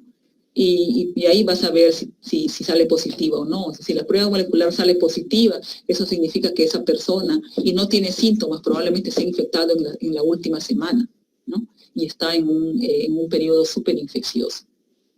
La prueba serológica, en realidad, es una prueba rápida, ¿no? Que no determina si eres infeccioso o no, simplemente determina que has sido expuesto al virus, ¿no? Y la prueba serológica ocurre incluso hasta 2 semanas después del inicio de los síntomas, en el que probablemente ya el virus esté fuera de ti y cuando te haga un hisopado nasal, pues 0 virus va a crecer ahí. La prueba rápida molecular es alternativa para el diagnóstico en caso de no tener al alcance una prueba molecular en PCR. No creo que sea una alternativa, ¿no? ¿Por qué? Porque la prueba rápida es simplemente indica exposición, no indica enfermedad. Puede que tengas el IgM, pero puede que ya no transmitas el virus, ¿ok? Y en ese momento la persona puede tener síntomas o no. Y las puedes aislar, sí, pero hemos visto en esta exposición que la transmisión del virus ocurre 17 horas antes del inicio de los síntomas, ¿no? O sea, el pico ocurre mucho antes. Entonces, la prueba molecular va a ser muy útil antes, ¿no? Obviamente, 1, 2, 3 días después del inicio de los síntomas también es importante. ¿Por qué? Porque va a ayudar a restringir el patrón de diseminación de la enfermedad.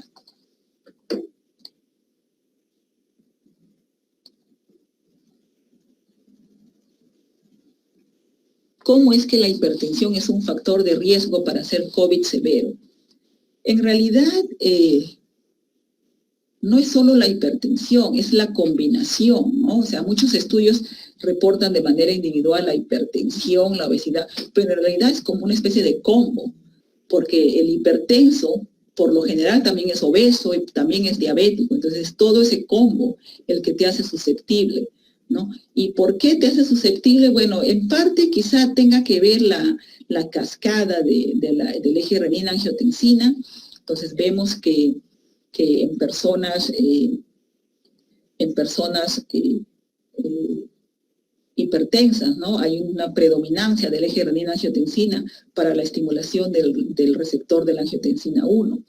Y en esa condición, la vía de la enzima convertidora de la angiotensina 2 va a estar un poquito baja. Entonces, aparte que ya lo tienes un poquito baja, ¿no? Por el hecho mismo de que la vasoconstricción es el efecto predominante en esta persona. Tienes un poquito del ACE2 un poco bajo, y aparte de eso tienes ahora la infección por el coronavirus. El coronavirus va a secuestrar tus receptores, va a secuestrar la enzima convertidora de la angiotensina 2, entonces va a haber una regulación, una downregulation, entonces va a haber bajo ACE2, bajo angiotensina 1.7, va a haber menos vasodilatación y va a perpetuar la otra vía, que es la vía de la vasoconstricción, ¿no? Entonces, de esa manera explica al menos parcialmente por qué estas personas son más susceptibles. Pero también yo creo que involucra también a un nivel un poco más de susceptibilidad del huésped, ¿no? O sea, ¿por qué una persona desarrolla hipertensión y por qué no otras, ¿no? Si estamos personas que viven en un mismo, en una misma comunidad, comen lo mismo, tienen el mismo peso, una tiene hipertensión, la otra no tiene hipertensión, pues obviamente tenemos los factores del huésped que han hecho que esa persona pues desarrolle hipertensión y combinado con los factores ambientales, y lo mismo se puede decir con la diabetes, ¿no? Tiene un componente genético, tiene un componente ambiental, y de alguna manera el tener eso también los hace más susceptibles, ¿no? a tener la infección por el coronavirus. Hay algún grado de inmunosupresión, ¿okay? En estas personas, la obesidad, entonces hay estudios en murinos, estudios en ratones, en los que se ve que los ratones obesos pues tienen la inmunidad un poquito menoscabada, ¿no? Es baja. Entonces yo creo que todo eso va a condicionar a una mayor susceptibilidad a este virus. Ok. Vamos a ver después. Los asintomáticos presentan daños. Así es, los asintomáticos también tienen daño. Presenté una diapositiva en la que se vio una infiltración de los alvéolos con probablemente un incremento de la permeabilidad vascular, va a producir un edema pulmonar localizado, y eso es lo que vemos. Si a esa persona asintomática no le haces nada, pues vas a asumir que no tiene nada. Pero si le tomas radiografías, probablemente la radiografía de pulmón esté normal, pero como las tomografías tienen mayor resolución, entonces ahí vas a ver las lesiones. Pero es daño. Y ahora, ¿cuánto de ese daño persiste? Pues no lo sé, hay que hacer unos estudios seriados, ¿no? Pero probablemente pues eso se resuelva, probablemente no haya mayor cosa en los casos asintomáticos, ¿no?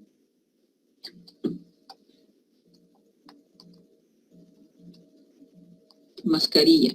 ¿Cuál es la que usted recomienda para el personal de salud? Para el personal de salud yo recomiendo, si no vas a estar en un lugar donde hay alta transmisión, ¿no? Si vas a ver solamente pacientes que no tienen riesgo alto de transmitir la enfermedad, yo recomiendo que usen unos protectores de ojos y al menos una mascarilla quirúrgica, ¿no? Porque esa te va a proteger de las gotitas respiratorias. Si vas a estar en un ambiente donde hacen broncoscopías, donde hacen nebulizaciones o ventilación invasiva, ventilación no invasiva, donde usas oxígeno a alto flujo, entonces hay aerosoles en esa área donde está el paciente. Y pues ahí recomiendo la N95, ¿no? Porque tiene unos poros mucho más pequeños, ¿no? Van a atrapar partículas más pequeñas.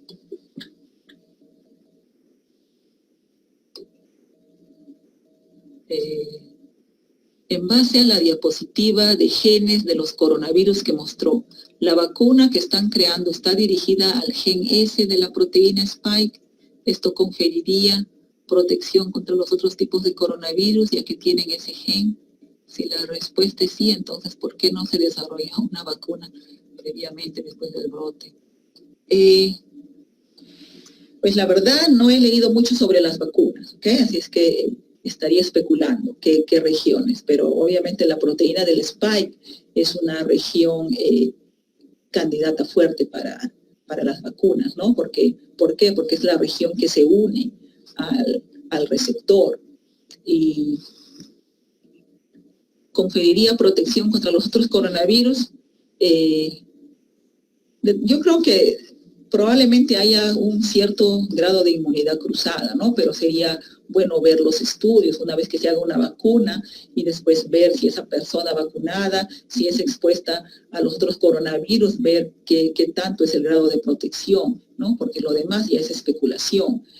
¿Por qué no se desarrolló una vacuna después del brote del MERS o del SARS? Se estuvo desarrollando vacunas, ¿ok? Lo que tengo conocimiento es que después del SARS hubieron equipos de investigación que estuvieron trabajando en las vacunas. Sin embargo, el brote se controló, entonces ya no hubo más financiamiento. Entonces, si no hay financiamiento, pues no hay estudios. Entonces, lamentablemente, pues esos estudios quedaron en stand-by y no pudieron concretarse, ¿no? En cambio, ahora, pues que vemos que ya lo estamos tomando de manera más seria, ¿no? Y entonces, pues hay más fondos y hay diferentes grupos trabajando con la vacuna. ¿Qué opinas sobre los tratamientos que se vienen dando como la hidroxicloroquina y la ivermectina? Bueno, en primer lugar, yo no las uso. Acá no usamos hidroxicloroquina o ivermectina, pero yo sé que al inicio de la pandemia, cuando no hubo información, no hubo ensayos u otras cosas, pues empezaron a utilizar estas medicinas, ¿no? Pero hemos visto pues que diferentes estudios randomizados, controlados, han demostrado la ineficacia de la hidroxicloroquina en el contexto de pacientes hospitalizados, ¿no? No te puedo decir mucho sobre los pacientes ambulatorios, ¿no? No te puedo decir mucho porque no he visto mucho de eso. De la ivermectina, yo sé que hay una actividad antiviral in vitro, ¿no? Pero yo no la he usado en pacientes y no las uso, ¿no? Y yo creo que para la ivermectina probablemente necesiten algunos otros estudios, ¿no? Que determinen su utilidad. Pero hay que pensar también en los efectos adversos. En estos estudios en los que se usó hidroxicloroquina se vio un gran porcentaje de arritmias.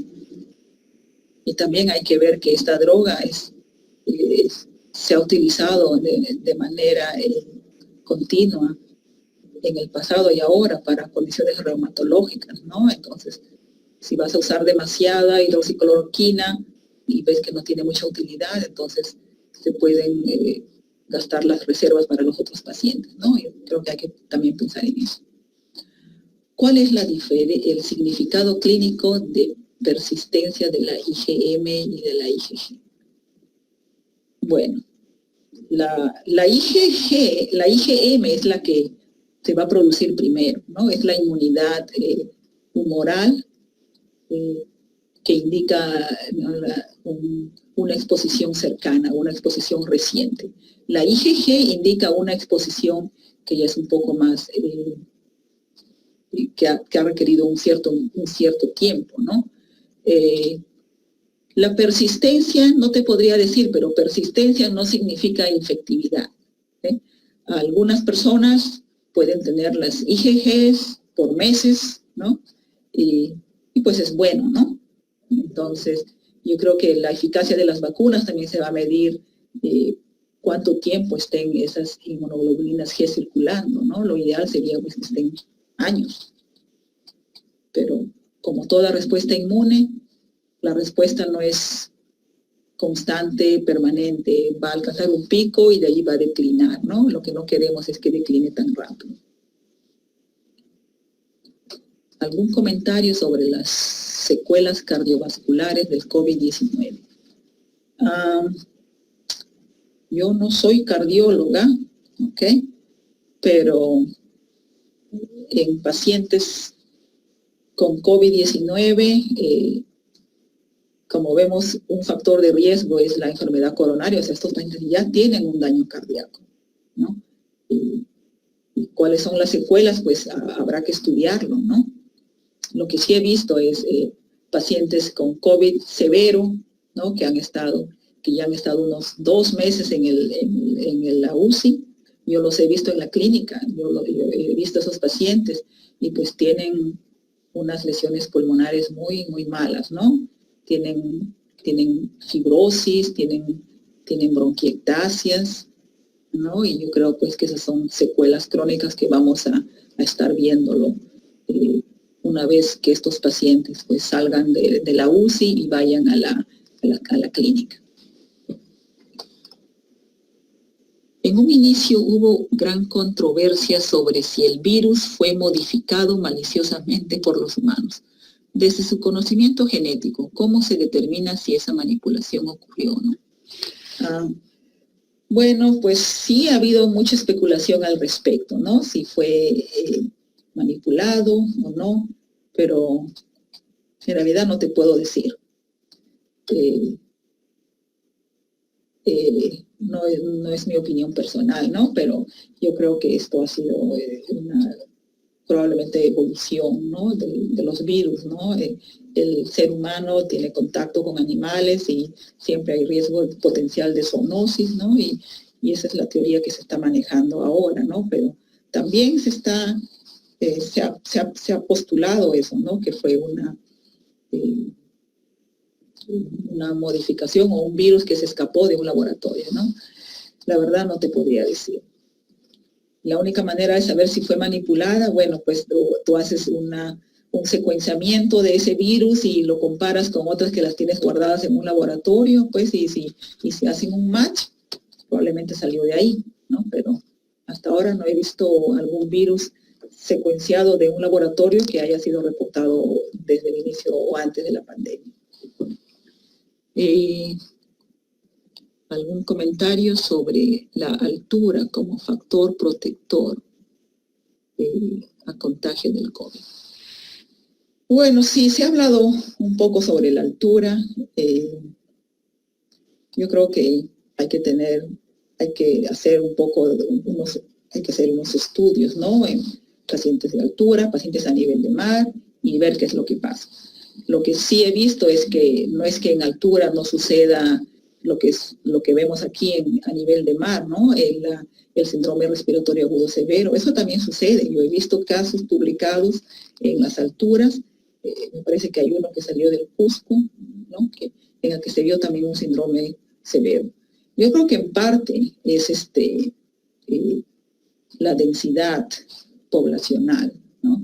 En las ciudades de altura, ¿no? En los Andes, por ejemplo, o sea, no es que vivan unos juntos a los otros, viven en forma más espaciada y yo creo que eso limita un poco la transmisión del virus, ¿no? Pero también necesitamos más información. Lamentablemente, pues no hay una estadística de qué es lo que está sucediendo en las alturas. Más estudios son necesarios, ¿no? Y mi posición ahora, pues no lo sé. Ya abordamos la gran mayoría de preguntas. Pues sí. Así es. Ok. Entonces, muchas gracias. Un placer haber estado aquí y ya, pues a ver si algún día nos vemos nuevamente.